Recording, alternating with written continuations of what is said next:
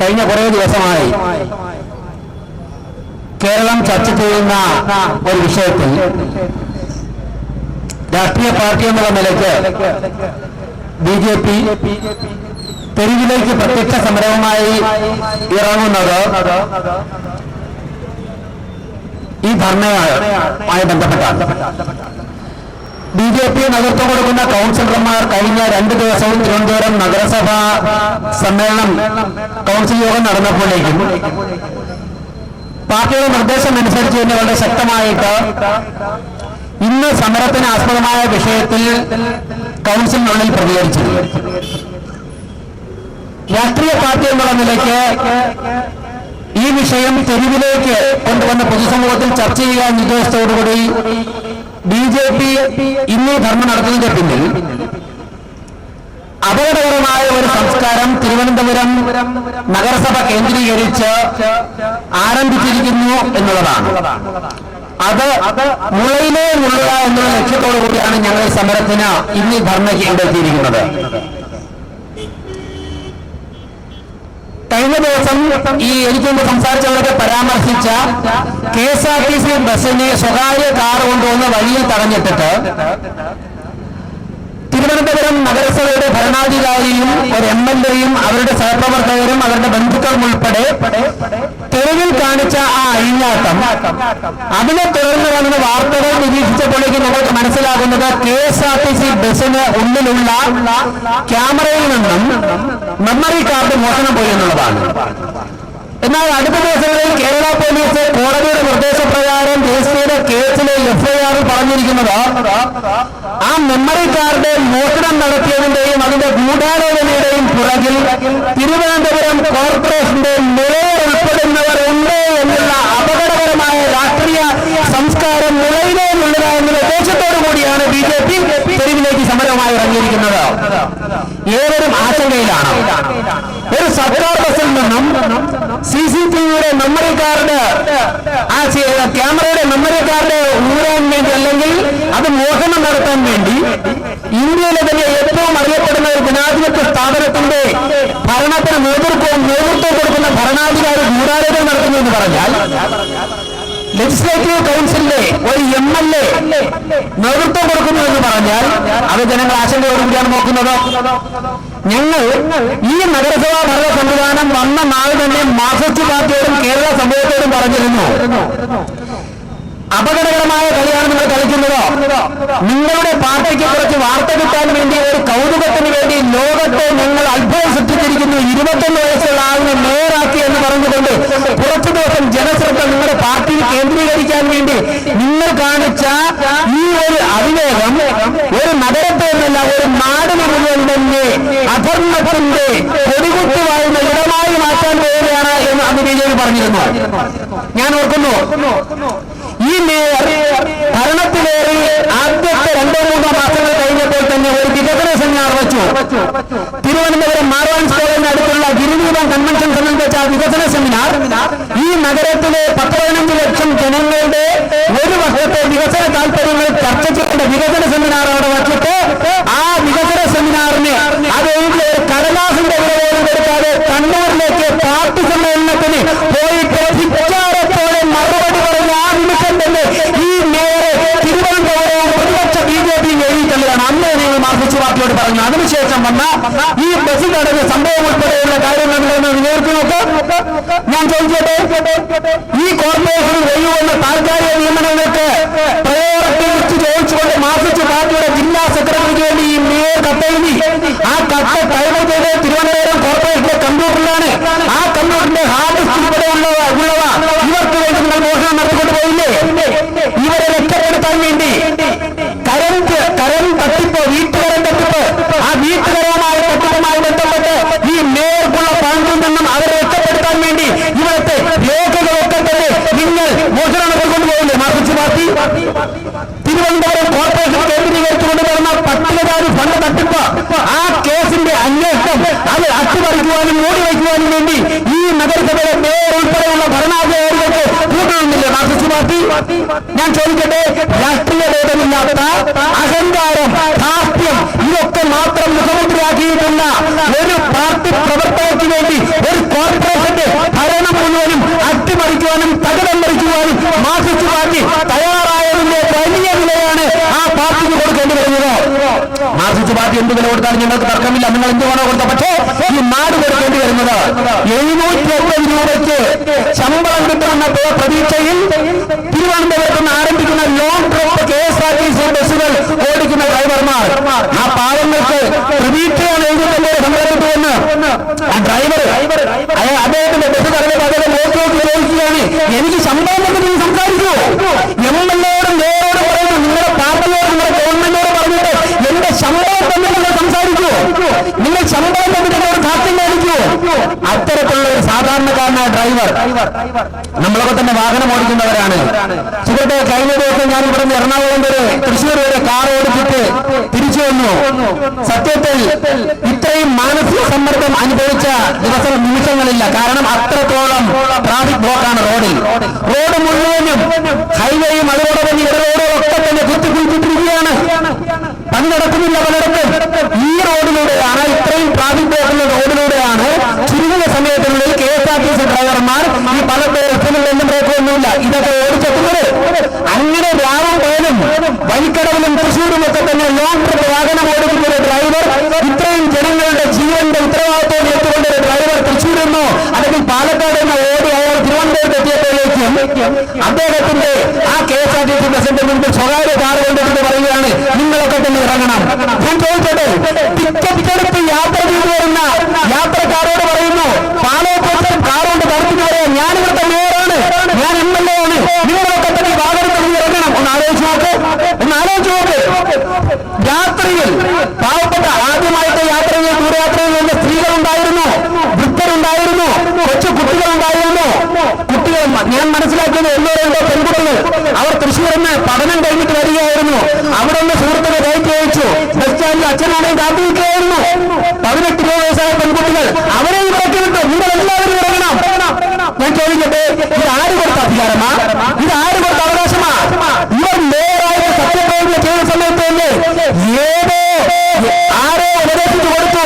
നഗരസഭ ഭരണാധികാരി എന്ന് പറഞ്ഞാൽ ഇന്ത്യൻ പ്രധാനമന്ത്രിയും ഇന്ത്യൻ പ്രസിഡന്റും ഉൾപ്പെടെ വരുമ്പോഴേക്കും വോട്ടുമിട്ടുകൊണ്ട് സ്വീകരിക്കുവാൻ വേണ്ടി അധികാരമുള്ള ഒരേ ഒരാളാണ്. അപ്പോൾ ഇവർ ഭരിച്ചിരിക്കുന്നത് നമ്മുടെ ഇവിടെ പള്ളിപ്പുറത്തുനിന്ന് ആരംഭിച്ച് കാരക്കാമണ്ഡലത്തിൽ അവസാനിക്കുന്ന കോർപ്പറേറ്റ് ഒരു നഗരപരിധിയുണ്ടല്ലോ.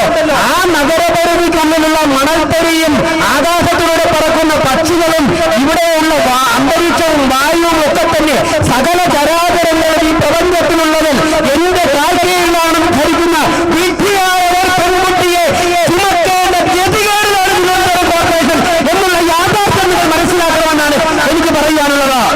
അവർ പറയുകയാണ്, ആ ഡ്രൈവറോട് ചോദിക്കുകയാണ്, ഞങ്ങളോടൊക്കെ താങ്കൾ ഇങ്ങനെയാണെങ്കിൽ സാധാരണക്കാരോടൊക്കെ എങ്ങനെയാണ്? ഞങ്ങളാരാ? അതായത് എനിക്ക് KSRTC ബസ്സിന് കാർ കൊണ്ടിട്ട് തടയുവാനുള്ള അധികാരം എനിക്കുണ്ട്, അവകാശം എനിക്കുണ്ട് എന്ന ഒരു ധാരണ ഇവരുടെ മനസ്സിൽ രൂപപ്പെട്ടു പോയി. മാർക്സിസ്റ്റ് പാർട്ടി മറുപടി പറയണം. നിങ്ങൾ കൈമൽ കാണിക്കാൻ വേണ്ടി, നിങ്ങൾക്ക് മാലിന്യം വിൽക്കുന്നതിൽ അഴിമതി കാണിക്കാൻ വേണ്ടി, നിങ്ങൾക്ക് പൊതുവിനെ പഠിക്കുന്നതിൽ അഴിമതി കാണിക്കാൻ വേണ്ടി, നിങ്ങൾക്ക് തെരുവുനായ പ്രശ്നത്തിൽ അഴിമതി കാണിക്കാൻ വേണ്ടി, നിങ്ങൾക്ക് വീട്ടുകാരെ തപ്പിയെടുക്കാൻ വേണ്ടി, നിങ്ങൾക്ക് കുടിവെള്ള പ്രശ്നത്തിൽ അഴിമതി കാണിക്കാൻ വേണ്ടി, നിങ്ങൾ ഇത്തരമുള്ള ഒരു അഹങ്കാരിയെ പിടിച്ച് നേരാക്കി ഈ നഗരത്തിലെ ജനങ്ങളുടെ മാത്രമല്ല ഈ നഗരത്തിലൂടെ യാത്ര ചെയ്യുന്ന സകല ജനങ്ങളുടെയും ജീവിതത്തിന് തടസ്സമുണ്ടാക്കുന്നതിൽ നിങ്ങൾ മറുപടി പറയണം. 2015 കൊടുത്തതാണ് 1000 കോടി രൂപ. തിരുവനന്തപുരം സ്മാർട്ട് സിറ്റി ആക്കാൻ വേണ്ടി 2015 കൊടുത്താണ് 1000 കോടി രൂപ. 1-2 വർഷം കൂടെ പണി പൂർത്തിയാക്കണം. ഞാൻ ചോദിക്കട്ടെ, തിരുവനന്തപുരത്തെ റോഡുകളെ കുത്തിക്കുഴിച്ചിട്ട് എത്ര കാലമായി? എന്തുകൊണ്ട് പൂർത്തിയാകുന്നില്ല? ഇതിന്റെ കോൺട്രാക്ട് കൊടുത്തത്, ആദ്യം കോൺട്രാക്ട് കൊടുത്തത്, രണ്ടാമത് കോൺട്രാക്ട് കൊടുത്തത് ഒരു പെട്ടിക്കടയോ കലങ്കോ പോലും നിർവഹിച്ചിട്ടില്ലാത്തവർക്കാണ്, ഒരു പദ്ധതിയും ഭാഗമില്ലാത്തവർക്കാണ്. അവർ കോൺട്രാക്ട് മേടിച്ചെടുത്തു. CPM-ന്റെ നേതാക്കന്മാർക്കും നഗരസഭയിലെ ഭരണാധികാരി പോലും കമ്മീഷൻ കൊടുത്തു. എന്നിട്ട് അവർക്ക് JCB ഇല്ല, ടിപ്പറില്ല, താരമിക്സ് ചെയ്യുന്ന യന്ത്രമില്ല, റോഡ് കുഴിക്കാനുള്ള ഉപകരണങ്ങളില്ല. കാരണം അവർ കല്ലിംഗ് റോഡ് നിർമ്മിച്ചിട്ടില്ല. പക്ഷേ 30-40% കമ്മീഷൻ CPM-ന്റെ നേതാക്കന്മാർക്ക് നഗരസഭയുടെ ഭരണാധികാരികൾക്ക് കൊടുത്തു. പകരം പറഞ്ഞില്ലേ, തിരുവനന്തപുരം നഗരസഭയിൽ താളം തെറ്റാത്ത എന്താ ഉള്ളത്? പകരം പറയാത്ത എന്താ ഉള്ളത്? ഞാൻ മനസ്സിലാക്കുന്നത് അതിനുശേഷം നേരെ വന്നിട്ട് ഈ നാണക്കേടൊക്കെ സഹിക്കാൻ കഴിയാതെ ഇവിടെ വന്നിട്ട് പിന്തുണ തേടുകയാണ്. എന്ത് അപമാനകരമാണ്. ഇവിടുത്തെ ഉദ്യോഗസ്ഥരോട് പറയുകയാണ്, നിങ്ങൾ എനിക്ക് അനുകൂലമായി പ്രകടനം നടത്തണം എന്ന് ആലോചിച്ച് നോക്ക്. ഞാനൊരു തോന്നിയാസം കാണിച്ചു, കയ്യോടനെ പിടിക്കപ്പെട്ടു. ഞാനും എന്നും ഭർത്താവും നഗ്നരായിട്ട് സമൂഹത്തിന്റെ മുമ്പിൽ രാഷ്ട്രീയമായി നഗ്നരായിട്ട് നിൽക്കുകയാണ്. എല്ലാവരും ഞങ്ങളെ ചതിക്കുകയാണ്, എല്ലാവരും ഞങ്ങളെ ആക്ഷേപിക്കുകയാണ്. അതുകൊണ്ട് നിങ്ങളൊക്കെ കൂടി വന്നിട്ട് എനിക്ക് പിന്തുണ അർപ്പിച്ച് പ്രകടനം നടത്തി എന്നെ നിങ്ങൾ സഹായിക്കണം എന്ന് പറഞ്ഞു. പല ഉദ്യോഗസ്ഥരും അതിന് തയ്യാറായില്ല. അടുത്ത നടപടി എന്താണെന്നറിയോ? രാവിലെ വന്നിട്ട് അറ്റൻസ് ബുക്ക് വാങ്ങിക്കും. എന്നിട്ട് പറയുന്നത് 10 രൂപ ആകുമ്പോഴേക്കും എല്ലാവരുടെയും അറ്റൻസ് മാർക്കിയത് എനിക്ക് വാട്സാപ്പിൽ അയച്ചു തരണം. ഞാൻ ചോദിക്കട്ടെ, തലേദിവസം എന്താ ചെയ്യാത്തത്? എന്താ ചെയ്യാത്തത്? കരാറ് ആരംഭിച്ച് പറയുകയാണ്, എനിക്ക് അനുകൂലമായി പ്രകടനം നടത്തണം. ഞാൻ കാണിച്ച തോന്നിയാസത്തിനെതിരായിട്ട് അനുകൂലമായിട്ട് പ്രകടനം നടത്തണം. എന്റെ ബന്ധുക്കൾ കാണിച്ച തോന്നിയാസത്തിന് അനുകൂലമായിട്ട് പ്രകടനം നടത്തണം. അല്ലെങ്കിൽ നിങ്ങളുടെ ബില്ലപ്പെട്ട് വരില്ല. കരാറുകാരോട് ഈ കരാറുകാർ പണി നടത്തിയിട്ട് നിങ്ങൾ പറയുക, എനിക്ക് അനുകൂലമായിട്ട് നിങ്ങൾ പ്രകടനം നടത്തണം. ഞാൻ ചോദിക്കട്ടെ, ഇവിടെ ഇരിക്കുന്ന BJP-യുടെ വിജയിച്ചെന്ന കൗൺസിലർമാർ പറഞ്ഞിട്ടുണ്ടോ? ഇവരുടെ ഒക്കെ തന്നെ വാർഡുകളിലെ വർക്കുകൾ നടന്നു കഴിഞ്ഞാൽ അതുമായി ചെല്ലുമ്പോഴേക്കും പല ബില്ലും തടഞ്ഞു വയ്ക്കുന്നു, പല വർക്കുകളും സാങ്ഷനാക്കുന്നില്ല. ഒരു ശത്രുവിനോട് പെരുമാറുന്നത് പോലെയാണ് പെരുമാറുന്നത്. ഈ നഗരത്തിലെ 1000-ഉം 2000-ഉം ഭൂരിപക്ഷം വാങ്ങിച്ചാണ് വാർഡുകളിൽ നിന്നും ഇവരൊക്കെ തന്നെ തെരഞ്ഞെടുക്കപ്പെട്ടിരിക്കുന്നത്. അവരൊക്കെ ചെല്ലുമ്പോഴൊക്കെ തടഞ്ഞു വയ്ക്കുന്നു. രണ്ട് റോഡ് സർക്കാർ ബസ്സിന് മുന്നിൽ, സർക്കാർ ഉദ്യോഗസ്ഥന്റെ മുന്നിൽ ഈ ധാർഷ്ട്യം കാണിക്കുന്ന വ്യക്തി ഇവിടുത്തെ ഉദ്യോഗസ്ഥരോട് എങ്ങനെയായിരിക്കും പെരുമാറുന്നത്? സഹപ്രവർത്തകരോട് എങ്ങനെയായിരിക്കും പെരുമാറുന്നത്? അങ്ങനെ ഒരു വ്യക്തിയെ ചുമക്കേണ്ട ഗതികേട് മാർക്സിസ്റ്റ് പാർട്ടി ഈ നഗരത്തിന് സംഭാവന ചെയ്തു, സമ്മാനിച്ചു എന്നതാണ് മാർക്സിസ്റ്റ് പാർട്ടി മറുപടി പറയേണ്ടത്. ഞാൻ ദീർഘിപ്പിക്കുന്നില്ല. എന്റെ സഹപ്രവർത്തകർ സംസാരിച്ചുകൊണ്ട് ഇനിയും നിരവധി പേർ സംസാരിക്കുമെന്നാണ് ഞാൻ പ്രതീക്ഷിക്കുന്നത്.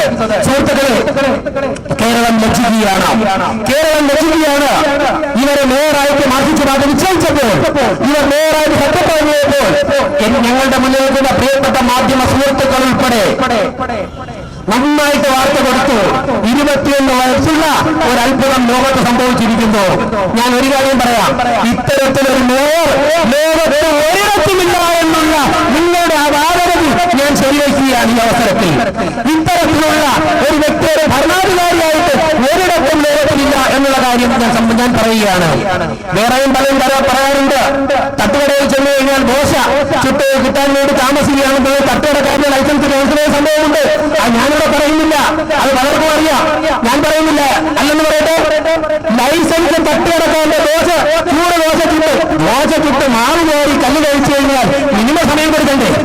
ഞാൻ മേയറാണ്, ഞാൻ മന്ത്രിയാണെന്ന് വെച്ച് ഭർത്താവ് MLA ആണെന്ന് പറഞ്ഞാൽ ദോശ പെട്ടെന്ന് വരുമോ? അതിൽ ചൂടായ മിനിമം സമയം കൊടുക്കണ്ടേ? മാവ് എന്ന് വരണ്ടേ? ഇല്ല. എന്നെ കാണുമ്പോൾ തന്നെ ദോശ കല്ലിൽ ഉണ്ടാവണം. അത് അപ്പോൾ തന്നെ നിന്റെ കാറിന്റെ വേറെ തുറക്കുമ്പോൾ ദോശ ചുട്ട് വന്നില്ലെങ്കിൽ നിന്റെ കടയുടെ ലൈസൻസ് ക്യാൻസൽ എന്ന് പറയുന്ന എന്ന വ്യക്തികളാണ് ഈ ഭരണത്തിൽ നേതൃത്വം കൊടുക്കുന്നത്.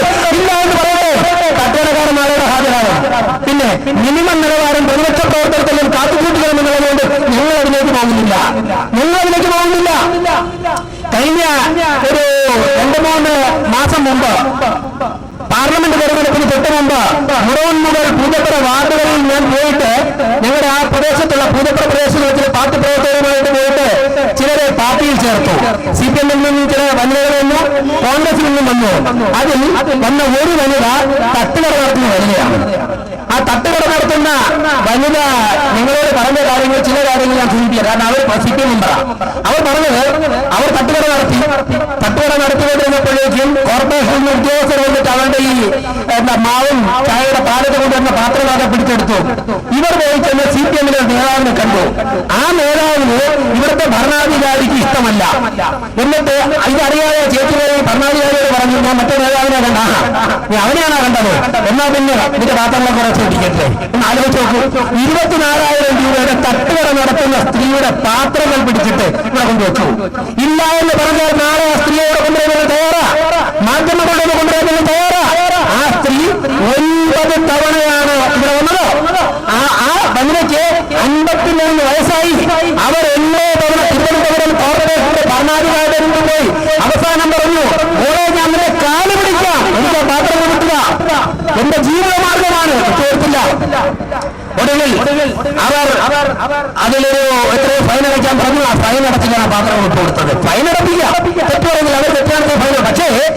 അത് ആദ്യമാവണ്ടേ? തട്ടുകടയിൽ ദോശയും രസവടയും ജീവിക്കുന്ന ഒരു വീട്ടമ്മയ്ക്ക് എത്ര ലാഭമാണ് അവർ ദിവസം കിട്ടുന്നത്? അവരുടെ കട ഒരു മാസം അടഞ്ഞു കിടന്നു. 9 ദിവസം അവർ ഓട്ടോ എടുത്ത് മുടവും പോയി ഇവിടെ വന്നിട്ടുണ്ട്. അങ്ങനെയാണെങ്കിൽ ആദ്യത്തെ ദിവസം പറയുന്നത് നിങ്ങൾ ഫൈൻ അടയ്ക്കണമെന്ന് പറഞ്ഞിട്ട് പാത്രം വിട്ടു കൊടുത്തൂടെ? അവർ വിറ്റേക്ക് കൊണ്ട് കടവടത്ത് ജീവിക്കുമല്ലോ നിയമവിധേയമായിട്ട്.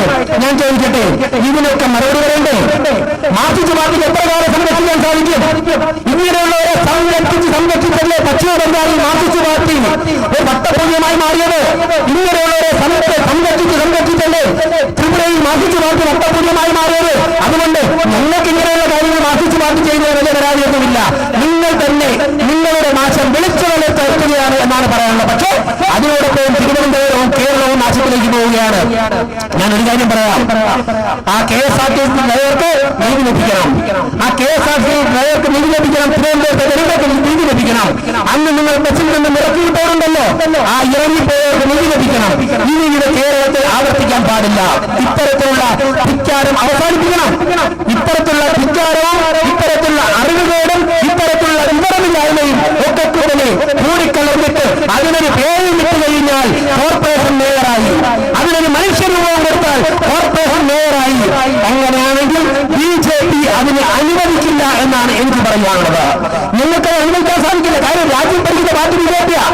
തിരുവനന്തപുരം പട്ടണം ഇന്ത്യയിലെ ഏറ്റവും പ്രധാനപ്പെട്ട ഒരു പട്ടണമാണ്. തിരുവനന്തപുരത്ത് ഏതാനും ദിവസങ്ങൾ കൂടി കഴിയുമ്പോഴേക്കും ഇവിടെ നിന്ന് പാർലമെന്റിലേക്ക് ഉണ്ടാകാൻ പോകുന്ന ജനപ്രതി BJPയുടെ ചിഹ്നത്തിൽ ജയിച്ച ജനപ്രതിയാണ്. അദ്ദേഹം കേന്ദ്രമന്ത്രിയാകാൻ പോവുകയാണ്. അങ്ങനെ വരുമ്പോൾ നിങ്ങൾ തിരുവനന്തപുരത്തെ ജനങ്ങൾക്ക് കൊടുത്ത ഉറപ്പുകൾ ഞങ്ങൾക്കൂടെ പാലിക്കണം. ഞങ്ങൾക്കത് പാലിച്ചേ മതിയാവുകയുള്ളൂ. അങ്ങനെ പാലിക്കുമ്പോൾ എന്ത് പറഞ്ഞാലും ഇടത്തോട്ട് പോകുന്ന ഒരു ഭരണാധികാരി അവരുടെ ശൈലി തിരുത്തണം. അല്ല എന്നുണ്ടെങ്കിൽ അവർ ഈ നാടിന് ഭൂഷണമല്ല എന്ന് പറഞ്ഞുകൊണ്ട് അടുത്ത നടപടികളിലേക്ക് ഇവിടുത്തെ സമൂഹത്തിൽ പോകേണ്ടി വരും. 17 മാസമാണ് ലക്ഷണമുള്ളതോ? നഗരസഭയിൽ 17 മാസമാണുള്ളത്. തീരുമാനമെടുക്കേണ്ട മാർക്സിസ്റ്റ് പാർട്ടിയാണ്. ഈ 17 മാസം കൂടി ഈ നഗരസഭയെ തകർത്തുകൊണ്ടാണ് നിങ്ങൾ മുന്നോട്ട് പോകുന്നത് എന്നുണ്ടെങ്കിൽ ശക്തമായ പ്രചരണ പരിപാടികളുമായി ഞങ്ങൾ മുന്നോട്ട് പോകും. നിങ്ങളുടെ പ്രതിഷേധം വരാൻ വരുന്ന ദിവസങ്ങളിലും നഗരസഭയിൽ ആളിക്കത്തും. നഗരസഭയ്ക്കുള്ളിൽ കാണിക്കുന്ന ചില വിലകുറഞ്ഞ തന്ത്രങ്ങളുണ്ട്. അത് കുറ്റപ്പെടുത്തിട്ട് കാര്യമില്ല. 21 വയസ്സിന്റെ പക്വതയാണ് കാണിക്കുന്നത്. പ്രതിപക്ഷ കൗൺസിലർമാർ BJPയുടെ നേതൃത്വത്തിലുള്ള കൗൺസിലർമാർ പ്രസംഗിക്കാൻ വരുമ്പോഴേക്ക് മൈക്ക് ഓഫ് ചെയ്യുക. BJPയുടെ നേതൃത്വത്തിലുള്ള കൗൺസിലർമാർക്ക് അറ്റൻഡൻസ് ബുക്ക് ഒപ്പിടാൻ കൊടുക്കാതിരിക്കുക. BJPയുടെ ജയിച്ചു വന്ന കൗൺസിലർമാരെ കാണുമ്പോഴേക്കും അവർ ചെല്ലുമ്പോൾ അവരുടെ ഫയലെടുത്ത് നോക്കുക. ഇങ്ങനെ നഴ്സറി ക്ലാസ്സിലെ കുട്ടികൾ പോലും കാണിക്കാത്ത തരത്തിലുള്ള നിലവാരം കുറഞ്ഞുള്ള പണികൾ ചെയ്താണ് ഞങ്ങളെ പരാജയപ്പെടുത്താൻ നോക്കുന്നതെങ്കിൽ യാതൊരു സംശയവും വേണ്ട, നിങ്ങൾ തന്നെ നിങ്ങളുടെ തോണ്ടുകയാണ് എന്നാണ് എനിക്ക് പറയാനുള്ളത്. സുഹൃത്തുക്കളെ, ഞാൻ ദീർഘിപ്പിക്കുന്നില്ല. തീർച്ചയായിട്ടും കഴിഞ്ഞ 4 വർഷം മുമ്പ് BJP നഗരസഭയിൽ ആരംഭിച്ച വലിയൊരു പോരാട്ടമുണ്ട്. ആ പോരാട്ടത്തിന്റെ ഭാഗമായിട്ട് തന്നെയാണ് ഇവിടെ നഗരസഭാ മേയറും അവരുടെ സംഘവും നടു റോഡിൽ അഴിഞ്ഞാടിയത്. നടു റോഡിൽ അഴിഞ്ഞാടിയത് നിയമപരമായിട്ട് കോടതിയുടെ മുമ്പിലാണ് കോടതി നേരിടണം. പക്ഷേ മെമ്മറി കാർഡ് മോഷ്ടിച്ച ഒരു വ്യക്തി മേയറുടെ കസേരയിൽ നിന്നുകൊണ്ട് KSRTC ബസ്സിൽ നിന്ന് മെമ്മറി കാർഡ് മോഷ്ടിച്ചു എന്ന് ആരോപണമില്ലായ വ്യക്തി മേയറുടെ കസേരയിൽ നിന്നുകൊണ്ട് ഒരു നഗരഭരണം കൈകാര്യം ചെയ്യുന്നത് ഭൂഷണമാണോ എന്ന് മാർക്സിസ്റ്റ് പാർട്ടി ചിന്തിക്കണം. അപ്പൊ സ്വാഭാവികമായിട്ടും അവർ പറയാൻ പോകുന്നത് ഈ അപ്പുറം ചെയ്ത ആളാ നിങ്ങളുടെ മുഖ്യമന്ത്രി, അദ്ദേഹം ഇരിക്കുന്നില്ലേ? ഇതിനപ്പുറമുള്ള കാര്യങ്ങളാണ് പുള്ളി ചെയ്യുന്നത്. പിന്നെല്ലാം നിങ്ങൾക്ക് ഇരിക്കാൻ പാടില്ലാത്താനാണ് നിങ്ങൾ ചിന്തിക്കുന്നുവെങ്കിൽ യാതൊരു സംശയം വേണ്ട. വരാൻ പോകുന്ന ദിവസങ്ങളിൽ അതിന്റെ മറുപടി ജനാധിപത്യ രീതിയിൽ നിങ്ങൾ നൽകുമെന്ന് പറഞ്ഞുകൊണ്ട് തിരുവനന്തപുരം പട്ടണത്തെ സ്നേഹിക്കുന്ന, കേരളത്തെ സ്നേഹിക്കുന്ന, ഈ ധാർഷ്ട്യത്തിനെതിരെ പ്രതികരിക്കണമെന്ന് ആഗ്രഹിക്കുന്ന മുഴുവൻ ജനങ്ങളുടെയും ശേഷി ഉപയോഗിച്ചുകൊണ്ട് ഊർജ്ജം സംഘടിപ്പിച്ചുകൊണ്ട്